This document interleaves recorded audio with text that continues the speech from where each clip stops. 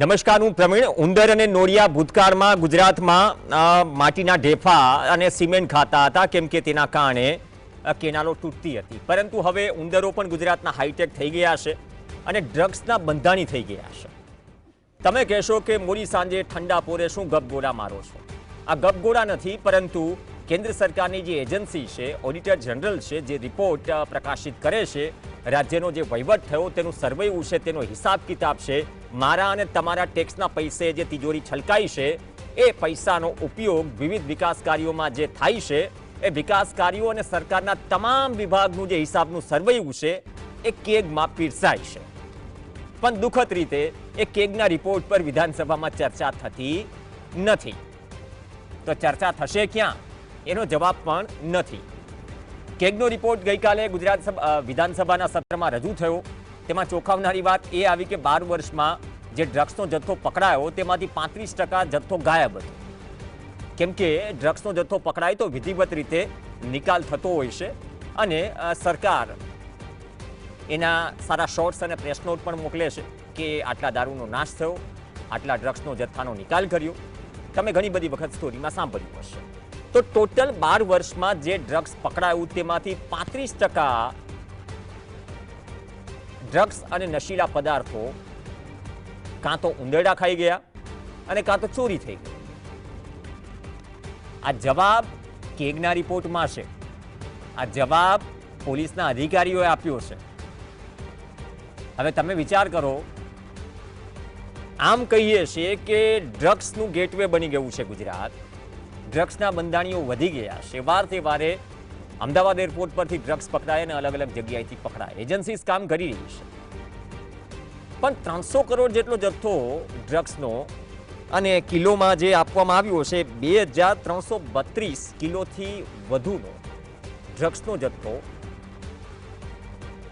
કે જે પકડાયેલો હતો એ મળ્યો જ નહીં. કાં ચોરી થઈ ગયો કાં ઉંદરો ખાઈ ગયા. હવે 2000 કિલોથી ઉપરનો ડ્રગ્સનો જથ્થો ઉંદર ખાઈ રહ્યા છે ગુજરાતમાં. સરકારી અનાજના ગોડાઉનમાંથી અનાજ ખાય તો એ વાત સમજાય, પણ ડ્રગ્સ ખાઈ રહ્યા છે. ગજબ છે. અને કદાચ આ વિષય વસ્તુ વાંચવાની ફુરસત પણ ક્યાં છે.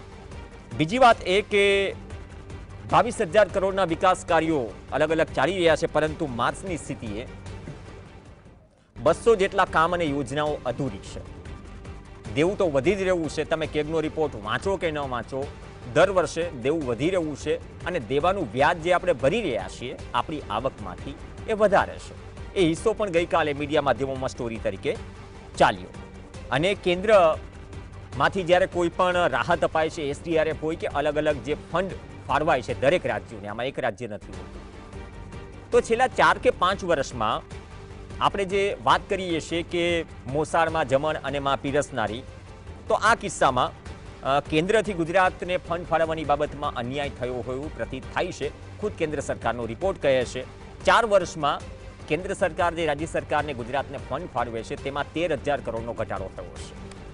ઘણી બધી બાબતો છે કેગના રિપોર્ટમાં. 6 મહિના સુધી સમાચાર પત્રોમાં સ્ટોરીઝ પણ ચાલતી રહેશે. મકાન તમારા કેટલા બન્યા, આંગણવાડી કેટલી ભાડાના મકાનમાં ચાલે છે, કેટલી સરકારી સ્કૂલોમાં ઓરડાઓની ઘટ છે. વિધાનસભામાં વાર તહેવારે સવાલો પૂછાય છે, પણ સમય મર્યાદામાં એ નથી બનતા.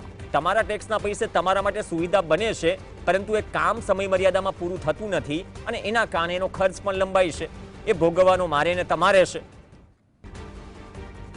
એવા ખેડૂતોને નહીં જે શિવરાજસિંહ કહે છે કે 8 ગણા આવક વધી ગઈ. એનો તાળો હજુ મળ્યો નથી. તો મહેસૂલી આવક જે થાય છે સામે જે ખર્ચ થાય છે, ગુજરાતનું જાહેર દેવું 3.80 લાખ કરોડ સુધી પહોંચી ગયું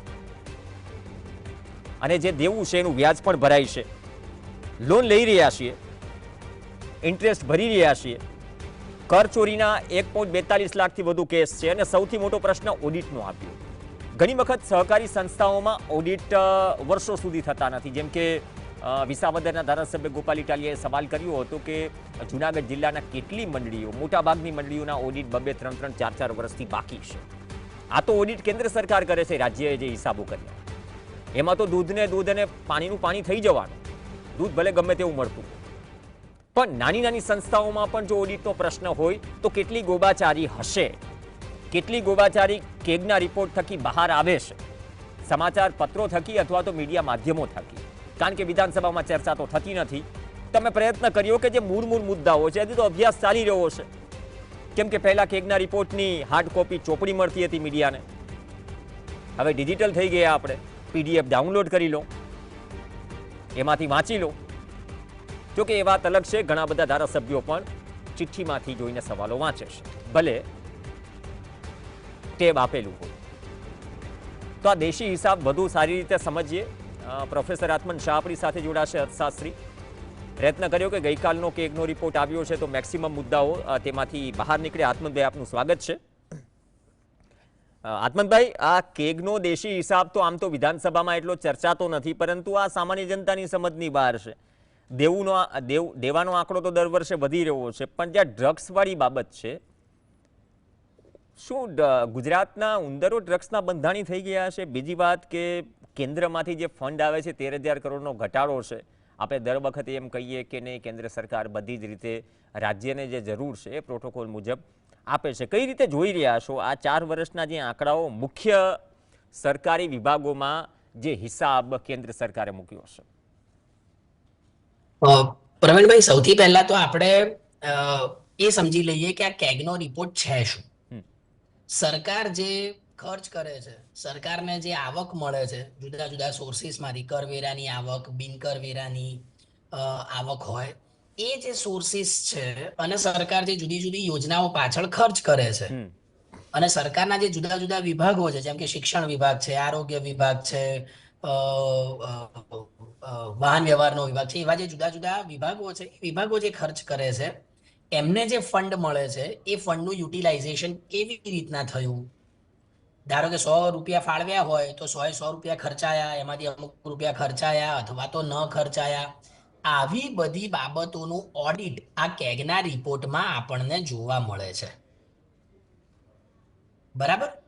હવે જે 2 કે 3 મુદ્દાઓ તમે કીધા એને હું પહેલા લઈ લઉં અને પછી બીજી વાત કરું. તમે જે ડ્રગ્સની વાત કરી, એ તમે જે કહો છો કે 2332.68 કિલોગ્રામ ડ્રગ્સ મિસિંગ છે, એ ક્યાંથી મિસિંગ છે? પોલીસ સ્ટેશનમાંથી મિસિંગ છે. એ કોઈ રૂમમાં પડ્યું છે અને શું કહેવાય કે ખબર નથી કે કોણે મૂક્યું, મિસિંગ થઈ ગયું નથી. પોલીસ સ્ટેશનમાંથી મિસિંગ છે. એનું ઓફિશિયલ કારણ શું આપે છે? કાં તો ઉંદરો ખાઈ ગયા, કાં તો ચોરી થઈ ગઈ, કાં તો એ સુકાઈ જાય એટલે એનું વજન ઘટી ગયું. આ 3 એના મુખ્ય કારણો ડ્રગ્સ મિસિંગના આપવામાં આવ્યા છે. અને એ માત્ર કયા સમયગાળા દરમિયાન? ઓક્ટોબર 2022 થી જુલાઈ 2023. માત્ર આટલા મહિનામાં 2300 કિલોગ્રામ જેટલું ડ્રગ્સ મિસિંગ છે રાજ્યના પોલીસ સ્ટેશનમાંથી. બીજો મુદ્દો જે તમે દેવાની વાત કરી, આ નાણાકીય વર્ષ એટલે 2024-25માં લગભગ દેવું 22,000 કરોડ રૂપિયા જેટલું વધ્યું છે. અને કુલ દેવું ગુજરાત સરકારનું થયું છે 3.80 લાખ કરોડ, જે તમે હમણાં જ વાત કરી. હવે દેવામાં એક મુદ્દો એ છે કે જો દેવું કરીને પણ સરકાર ઉત્પાદકીય કામો કરતી હોય તો બહુ વાંધો નથી, પણ પ્રશ્ન એ ઉભો થાય છે કે દેવાની રકમ ક્યાં વાપરવામાં આવે છે.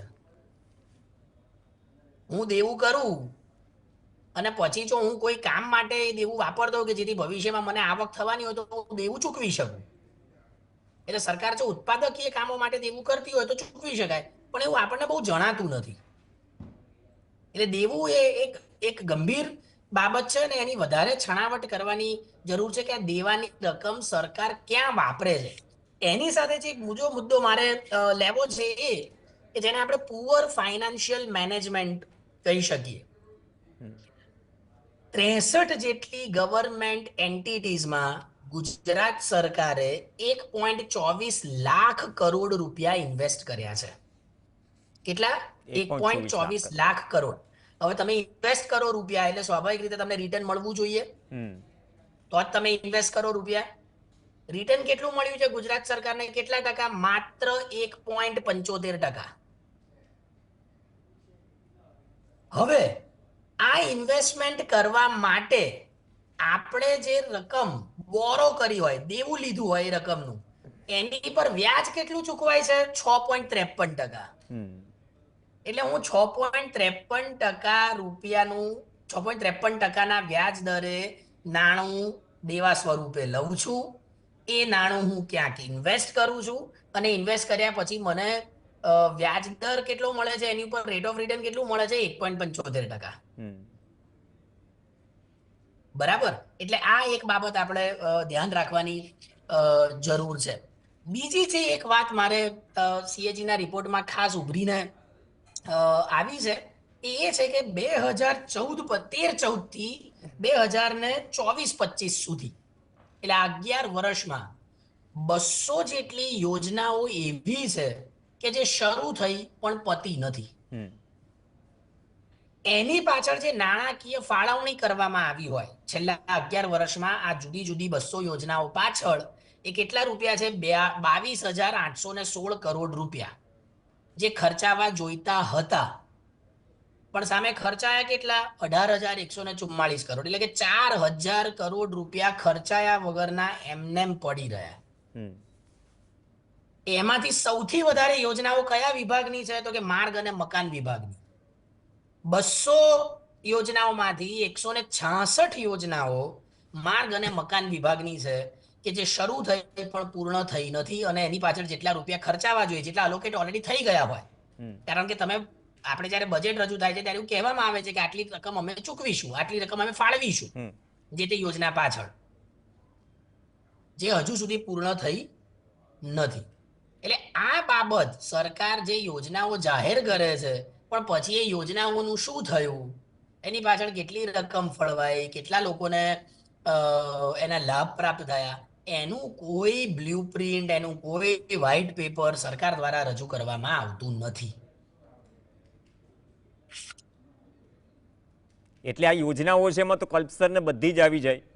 હમણાં ઉપર છેલ્લો તમે જે યોજનાઓની વાત કરતા હતા અથવા અલગ અલગ વિભાગોની વાત કરતા હતા, એક આંકડો મને પ્રાકૃતિક ખેતીનો પણ ધ્યાનમાં આવ્યો. જે પ્રાકૃતિક ખેતીને બહુ પ્રોત્સાહન આપવાની આપણે વાતો કરીએ છીએ, આપવું પણ જોઈએ, પણ સામે આપણે જાણીએ છીએ કે રાસાયણિક ખાતરોની દર વખતે સપ્લાય ચેઇનમાં વગર યુદ્ધે પણ તકલીફ હોય છે. ખરીફ અને રવિ સિઝનમાં લાઈનો લાગે છે. તો પ્રાકૃતિક ખેતી માટેનું ફંડ જે સરકાર બજેટમાં નાણામંત્રી જે બોલે છે અને બાદમાં જે મેજ અને જે પાટલીઓ થપથપાવાય છે કે અમે આટલું આપીશું, એ પૂરેપૂરું નથી વપરાતું. તો જે જાહેર કરવામાં આવે છે સામે વપરાતું નથી, ન વપરાવા પાછળનું કારણ શું? મેનેજ નથી થતું સમયસર? સાહેબ, ઇન્ફ્રાસ્ટ્રક્ચર, રોડ, માર્ગ અને મકાન વિભાગની તમે વાત કરી તો એ આમ જનતા માટે છે, એની સુખાકારી માટે છે. જે રાજ્યમાં મોટાભાગની આંગણવાડીઓ જો ભાડાના મકાનમાં ચાલતી હોય અને પ્રાથમિક શાળાઓમાં હજારો ઓરડાઓની ઘટ હોય પણ એ સમયસર પાડીને બનાવાતા નથી, તો એ બાબતે શું કોઈ કાન પકડીને પૂછવાવાળું નથી? જો આમાં પ્રવીણભાઈ છે ને, એ બાબત જરૂરી છે કે એક સરકાર જાહેરાત કરે છે, આ પહેલી બાબત, કે અમે આટલા રૂપિયા ફાળવીશું. બીજું, એ ખરેખર ફાળવવામાં આવે.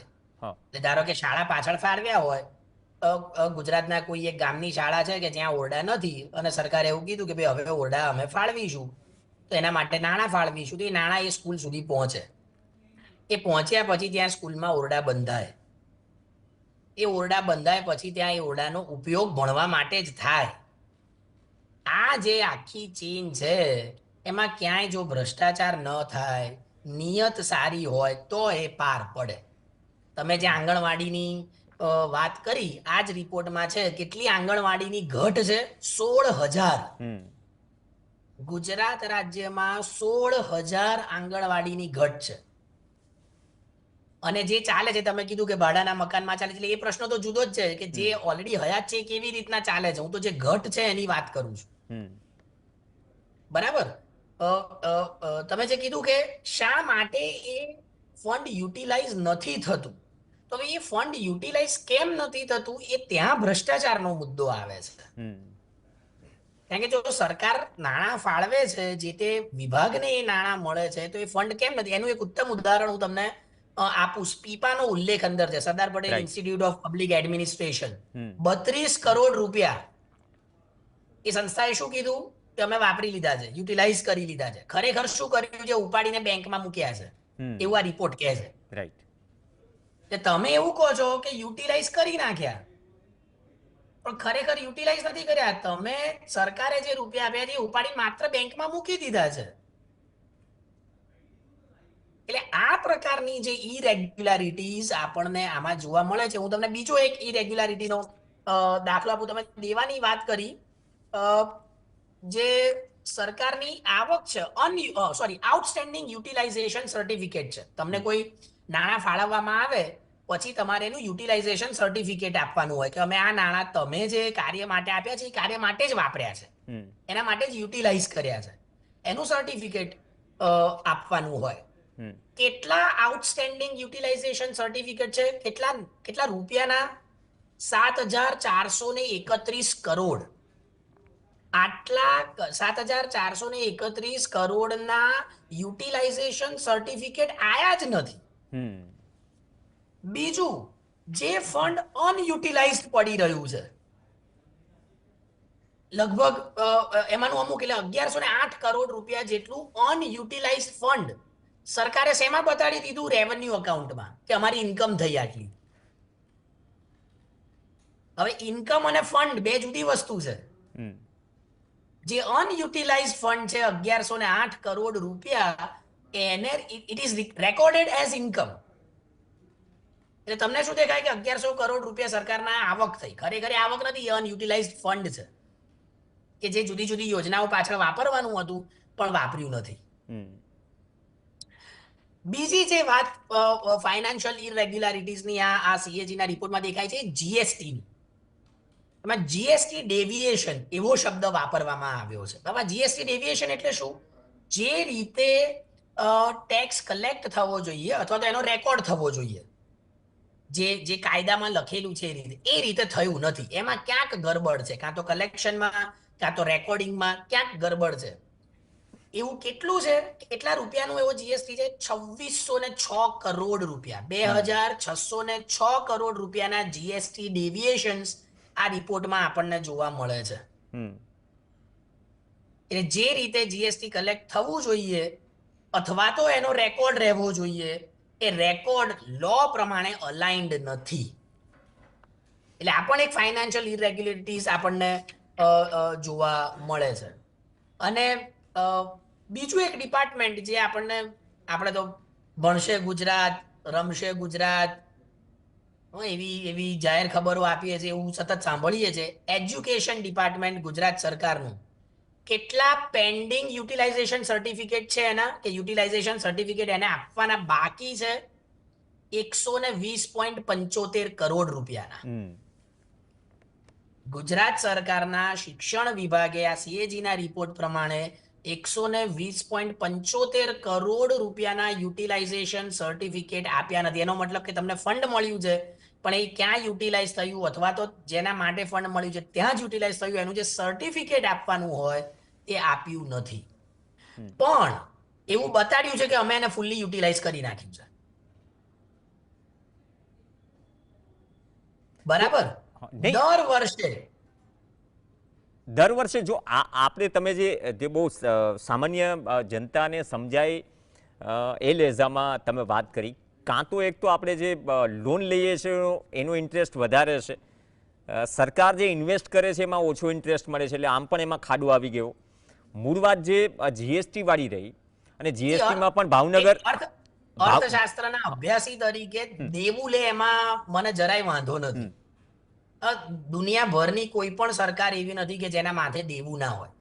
દેવું લઈને પણ ઘી બજેટ બહાર છે ને સાહેબ. ઉપયોગ ક્યાં થાય છે? ઘી બજેટ બહાર છે. ઉપયોગ રોડ રસ્તા બનાવવામાં, શાળાઓ બનાવવામાં, હોસ્પિટલ બનાવવામાં થતો હોય તો સારી બાબત છે, કારણ કે ભવિષ્યમાં તમને આવક રળી આપશે ને એ વધારાની આવકમાંથી તમે એ કરશો. પણ પછી એ દેવાનો ઉપયોગ તમે નમસ્તે ટ્રમ્પ કરવામાં કે રેલીઓ કરવામાં કે પછી ગરીબોના મકાનો ઢાંકવામાં, લીલી જાજમ પાથરવામાં કરો તો પછી એ દેવાની રકમ તમને એ ચૂકવવા માટે રૂપિયા નહીં રહે.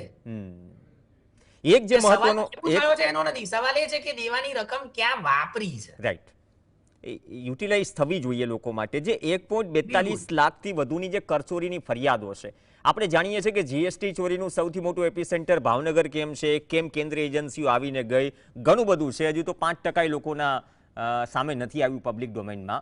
પણ જે અમુક ફંડ વપરાતું નથી અલાયદા આત્મનભાઈ, ફોર એક્ઝામ્પલ કે મનરેગામાં જે પરિસ્થિતિ ઊભી થઈ, મંત્રી બચ્ચુ ખાબડના છોકરાઓની જે એજન્સી હતી કે ઘણી વખત સરકારી ફંડનો વાયા કઈ રીતે ઉપયોગ થાય છે, રસ્તાઓ બન્યા નથી, બિલની ચૂકવણી થઈ જાય, તો શું એ સરકારની છબી ખડાતા બચવા માટે પણ ઘણી વખત ફૂંકી ફૂંકીને ફંડ રિલીઝ કરાય છે?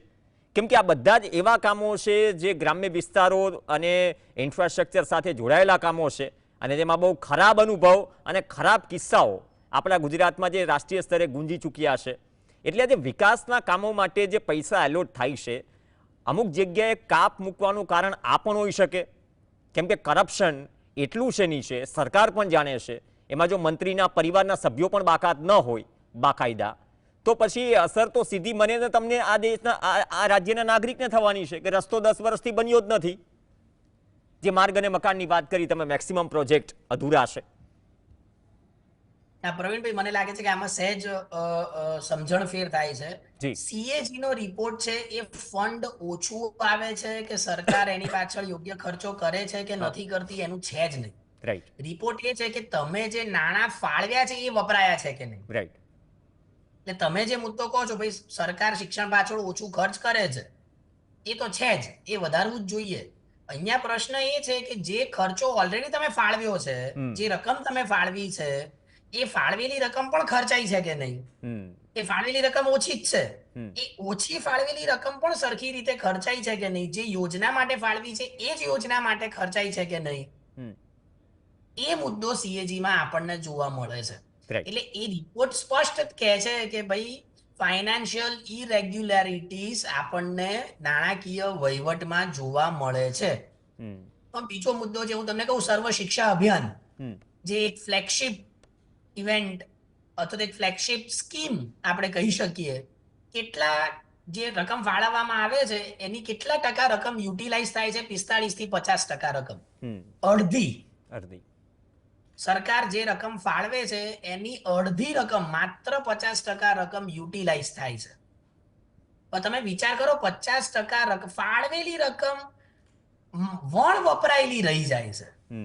અને એવું તો છે નહીં કે એટલો બધો વિકાસ થઈ ગયો કે હવે શિક્ષણ પાછળ સરકારે રૂપિયા ખર્ચવાની જરૂર નથી.